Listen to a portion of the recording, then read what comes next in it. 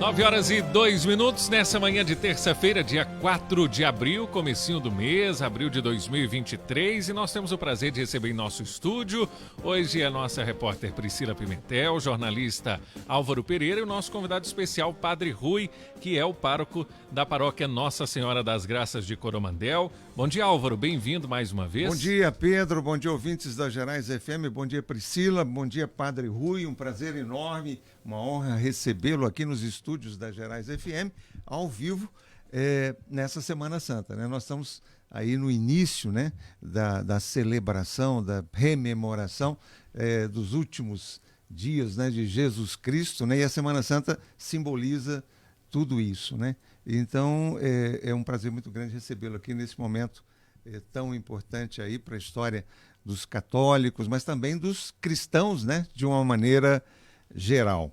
Então, eu começo perguntando ao senhor aí qual é, né, na visão dos católicos, mas também dos cristãos, a importância da Semana Santa, né, como símbolo, né, dessa figura tão exponencial que foi Jesus Cristo, né, e todo o legado que ele deixou para a humanidade.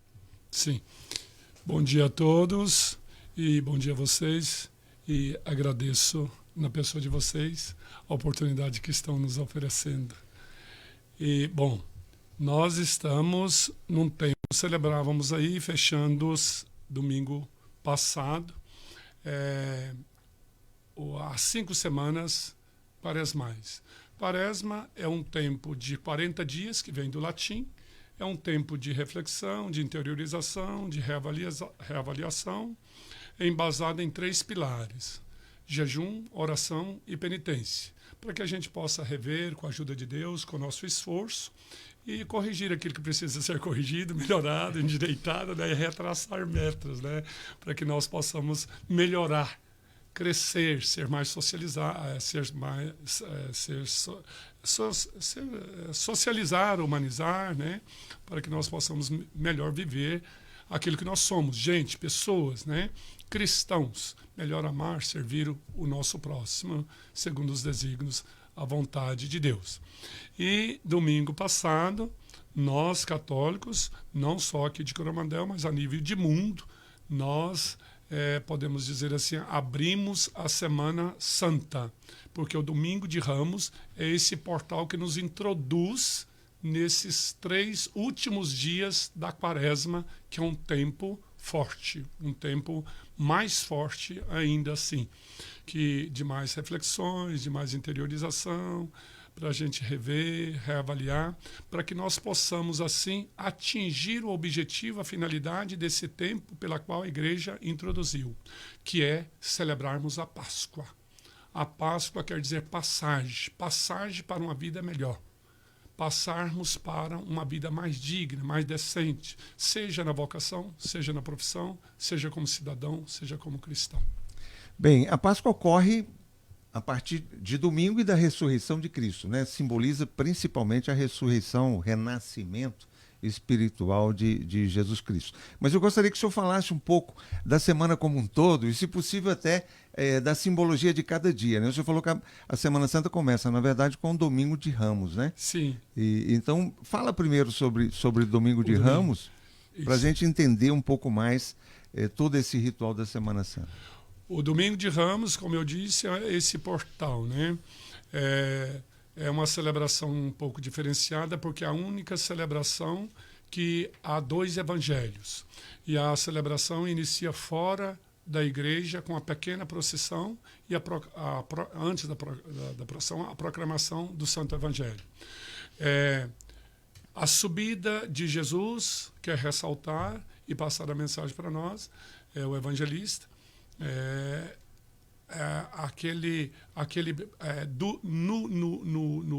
no desempenhar da missão do ministério de Jesus no interior, na medida em que o povo foi discernindo e descobrindo a identidade, tomando conhecimento da identidade de Jesus como Messias, como ungido, Cristo, Filho de Deus, foram fazendo adesão à sua pessoa, à sua proposta, o plano do Pai.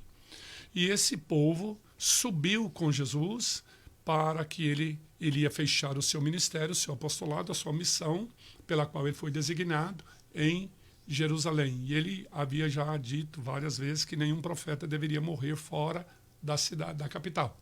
Lá que estava então, a sede do poder. Com a entrada de Jesus Cristo em Jerusalém, em onde Jerusalém. ele foi aclamado pela Isso, então população. aquele povo com ramos, quebrando ramos, tirando suas vestes, jogando pelo caminho, o aclamava como um profeta, o profeta Jesus, o profeta nazareno. Profeta quer dizer aquele que anuncia e denuncia, né?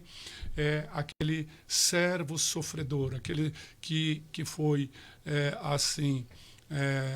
com a língua adestrada, com os ouvidos abertos para anunciar e ouvir assim os sofrimentos da humanidade e consolar, animar, encorajar, curar, etc.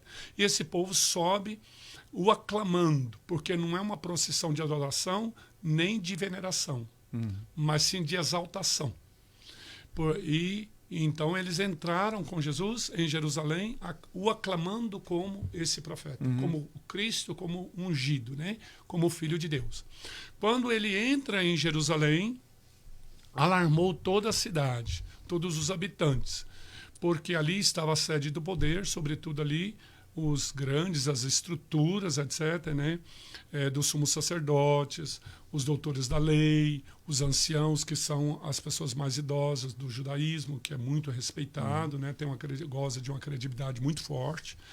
E então eles alarmaram e eles fecharam assim a proposta de Jesus e a pessoa de Jesus, e não admitia Jesus como Filho de Deus, como Messias. Em prova disso, eles até hoje estão esperando o Messias, o Cristo. Por isso que eles têm um muro da lamentação. Fica lamentando, né? Esperando. Eles o têm como o último profeta do Antigo Testamento.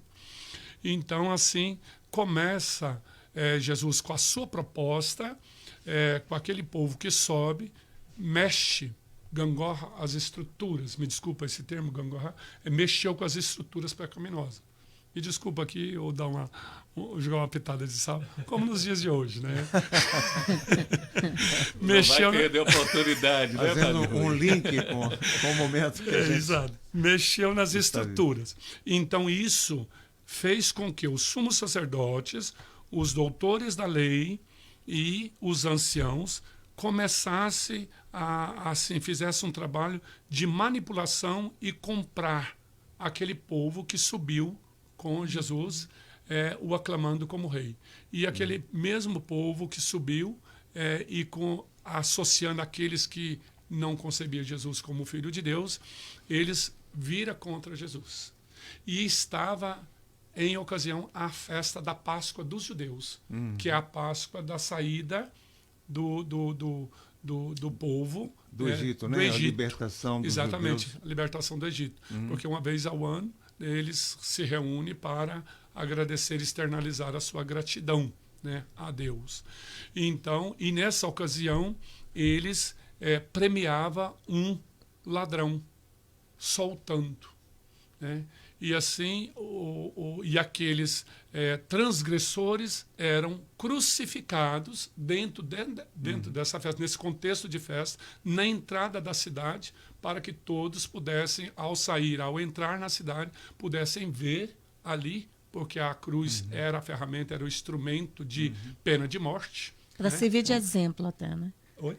A crucificação ficava exposta para servir de exemplo. Exatamente, muito mais para coagir, para inibir, né, causar medo. Opa, nós não podemos desobedecer nossas autoridades. Aqui nós temos que, né, obedecer, etc.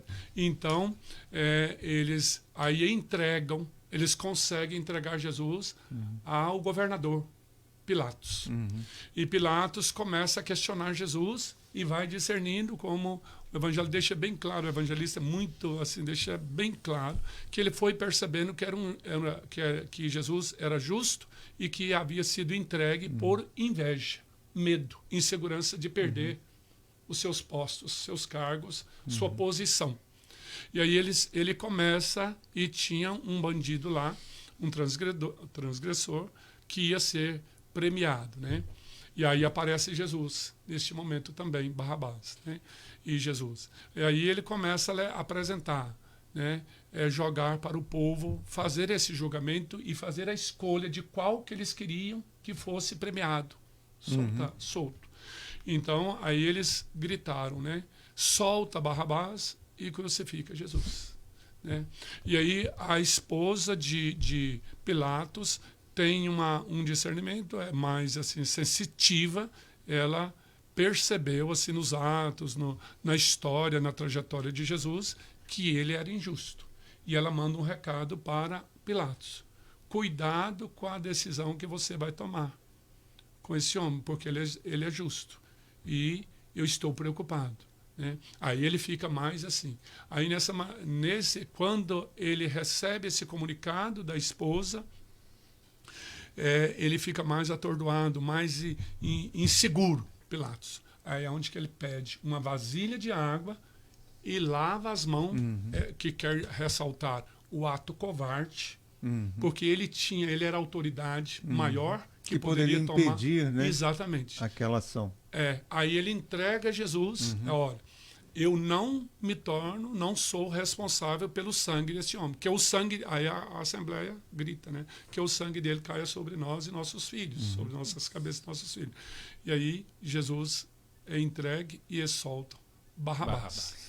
E aí lavar as mãos continua sendo muito usado ainda hoje em dia, né? É muito representativo. E muito associado à autoridade também. É muito rico a simbologia, né? Infelizmente, a gente tem que tomar cuidado, porque muitas vezes a gente acaba lavando o que nós chamamos de o pecado por omissão, né? Por não se posicionar. Agora, Padre, todos esses dias são considerados santos, né? Segunda-feira santa, terça-feira santa, quarta-feira santa, e aí termina efetivamente a quaresma, né? Na quarta-feira santa. A quarta-feira santa termina. E aí vem o que a igreja chama de Tríduo. Tríduo Pascal. Pascal, né? Pascal. E aí é a quinta-feira santa, a sexta-feira santa, o sábado de aleluia, como é chamado hoje, sim. Né? E finalmente o domingo de Páscoa, né? Isso. Aí nós fechamos, então, né? Essa parte, abrindo aí, celebramos na segunda-feira, um pouquinho as celebrações deixa assim, segunda, terça e quarta, o evangelho deixa assim um pouco mais forte essa tensão de Jesus, porque ele já está, né, sobre esse julgamento, Judas traz, se vende, né, etc, etc.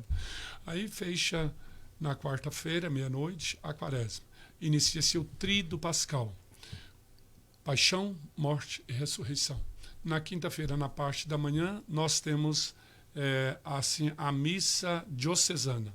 Todo o clero diocesano, aqui eu não vou explicar que demora um pouquinho, me desculpa, e os padres religiosos, nós nos reunimos numa paróquia ou na catedral para celebrarmos a missa da unidade. Nós renovamos as promessas e onde prepara a matéria chamada os Santos Óleos para os sacramentos da iniciação à vida cristã. Não é da iniciação à vida cristã. Para 3 sacramentos. O do batismo, da crisma, que são os sacramentos da iniciação à vida cristã, e dos enfermos. Então, aí, depois, dentro dessa celebração, é preparado pelo senhor bispo e é distribuído para os párocos para ter essa matéria para administrar os sacramentos no decorrer do ano. Essa celebração da Semana Santa, especialmente desse Tríduo Pascal, ainda é feita como antigamente, porque eu me lembro quando eu era ainda criança de acompanhar essas procissões e havia todo um teatro, né, em torno dessas procissões que de alguma forma relembravam ali os últimos momentos de Jesus Cristo. Essas procissões ainda existem hoje com aqueles mesmos ritos de antigamente? O ritual, a estrutura, ela mantém, é a mesma. Só que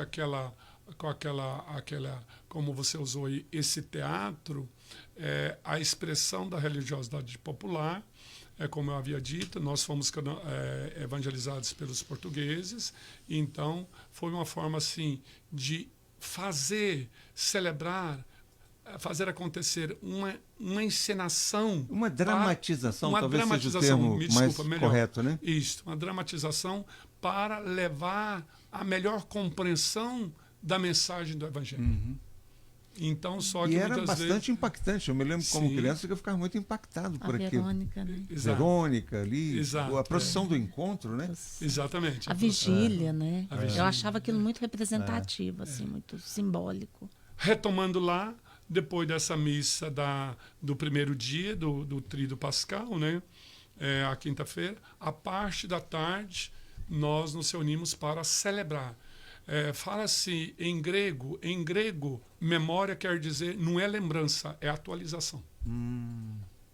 Atualização. A missa é a atualização aqui agora, pelo poder divino do sacrifício redentor, paixão, morte e ressurreição.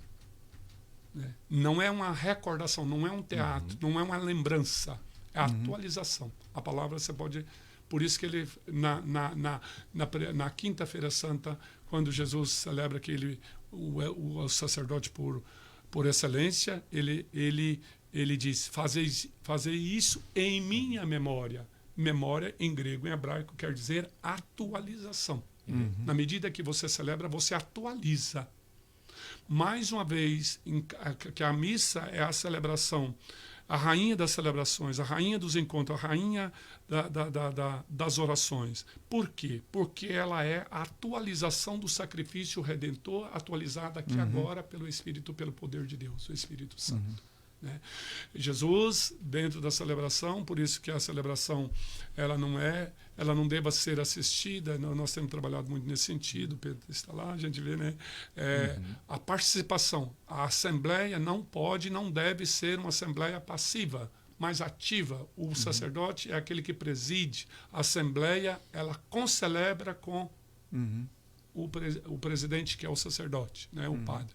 Então aí, mais uma vez, Deus vence, né, dentro dessa celebração de maneira muito visível e notória, os três maiores inimigos de Deus e hoje nosso: o pecado, o demônio e a morte. Pecado, demônio e a morte. Bem, vamos lá. Sexta-feira, então, é paixão, pura paixão pela morte de Cristo. Sábado é um dia, vamos dizer assim, de expectativa, de oração, meditação, à espera da ressurreição, né, que ocorre no domingo, e aí o grande finale, né, a ressurreição é aquele momento da superação plena, né, em que Jesus renasce espiritualmente, não é isso? Então, aí, voltando um pouquinho, eu peço a sua permissão. Pois não. Lá na quinta-feira, a gente celebra a missa e tem nós chamamos a celebração do lava-pés, mas na verdade ela tem três dimensões: a dimensão da unidade, a celebração a dimensão da memória, da atualização, e o lava-pés. Escolhe ali, pega 12 pessoas que representam a comunidade, que simboliza a comunidade, são chamados apóstolos. O sacerdote lava os pés para ressaltar a dimensão do serviço do cristão. Isso lembra uma passagem bíblica também, não é isso? É bíblico, porque Jesus Cristo fez isso. Não existe cristianismo sem serviço. E a passagem bíblica é que Jesus Cristo lavou os pés dos seus discípulos e tal, num gesto de humildade vós plena. Me chamais de mestre e dissestes corretamente: eu sou mestre e lavei os vossos pés. Aprendeis de mim. Se quiseres ser grande, lavai-vos também os pés uns dos outros. Quer dizer, o serviço, o servir o outro, ajudar serviço, o outro. a humildade, né? A humildade. A prestação. A prestação de serviço. Não é esse serviço, como se diz, interesseiro, barganha, voltado para o catira, o interesse. Não. É o serviço voltado para o amor ágape. A doação. A doação. Sem desinteressada. qualquer outra intenção. Eu faço isso para você, porque você é um ser humano, você é pessoa, e eu tenho o dever de defender a vida e ajudar essa pessoa que se encontra nessa ou naquela dificuldade, independente da dificuldade.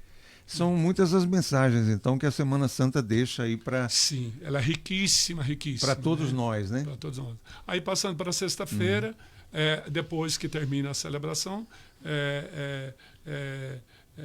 constrói, faz, né? Monta. A palavra certa é montar uma pequena capelinha. Você passa, leva as partículas no cibório, que são as ambas, para uma pequena capelinha. Ali se abre a porta do sacrário e você vai fazer uma vigília pascal, não é adoração.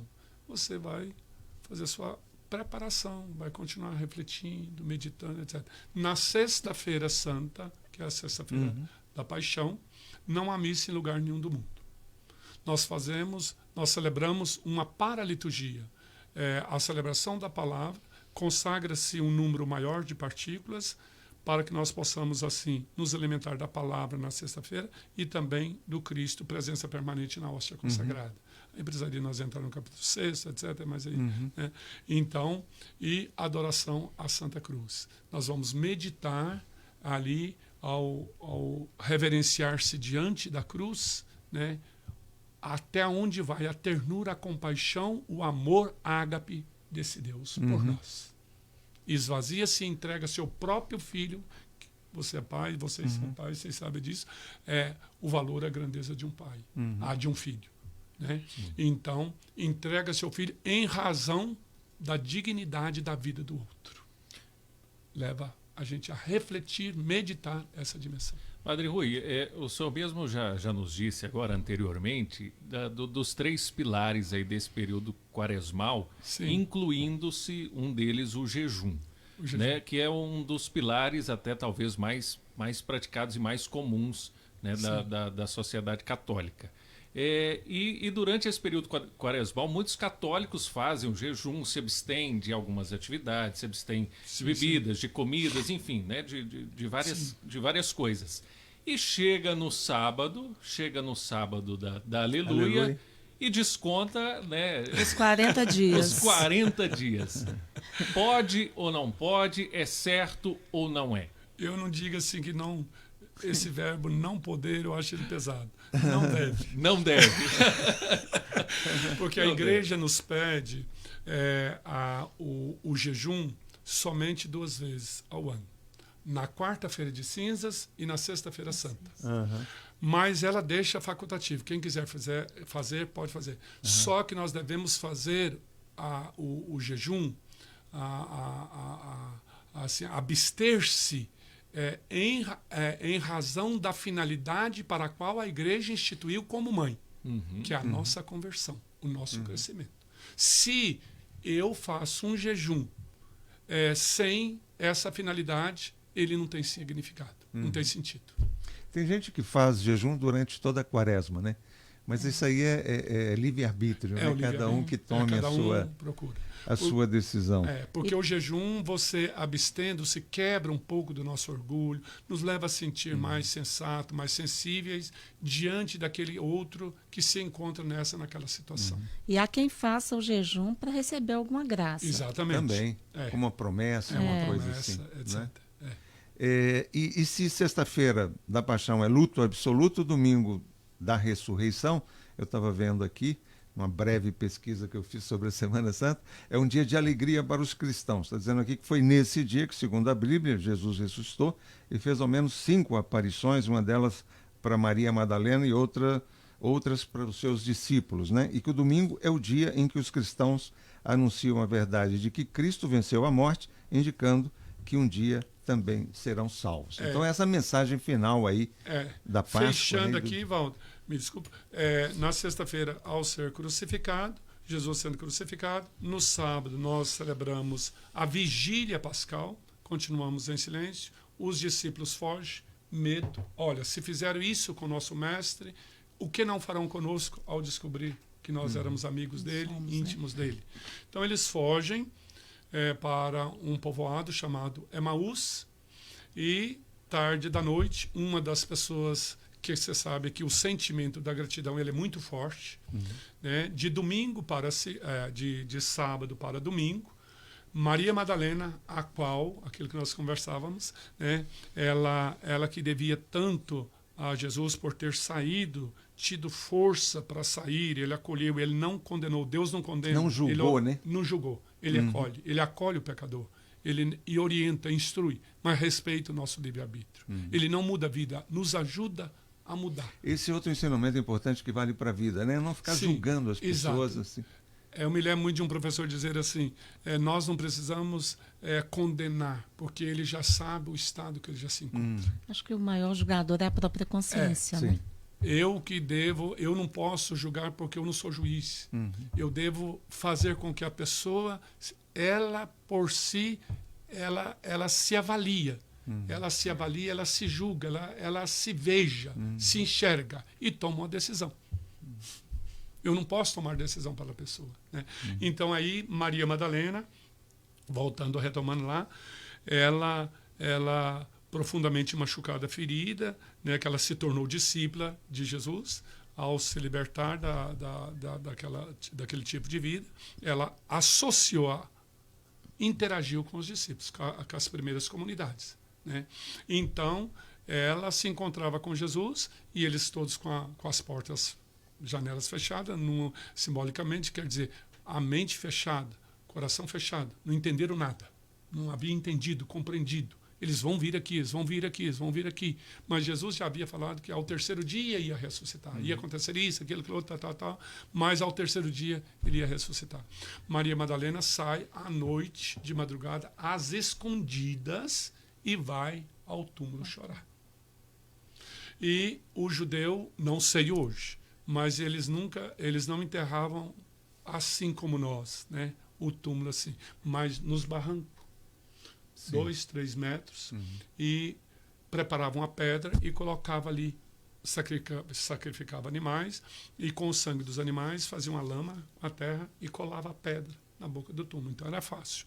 E ela chega e depara com a pedra removida, e ela começa a chorar. Roubaram o corpo do meu Senhor, né? Aí vem o discernimento, né? Porque não tinha a palavra discernimento. São Paulo que vai trazer no ano 40, quando ele converte do judaísmo para o cristianismo, né, que ele vai usar a palavra discernimento. Falava-se em sonho, ouviu a voz, isso, aquilo outro. Aí que ela vai tomando consciência. Não, mas se fosse ladrão, os panos não estariam dobrados como estão dobrados. Isso, essas pequenas coisas. Que um ladrão, se entra na sua casa, eles querem. Né? Aí ela volta correndo para os discípulos. Roubaram o corpo do Senhor. Ele não está lá. Né? Aí vai Pedro e João correndo. Chegam lá, eles entram. E aí averigua. Aí eles começam a recapitular. Recordar. Ah, ele havia dito isso. Ele havia dito aquilo.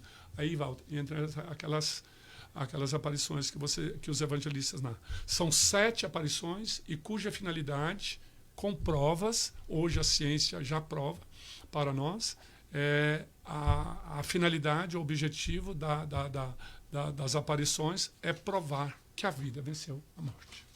Não foi o pecado. Essa grande mensagem final, né, padre? Isso.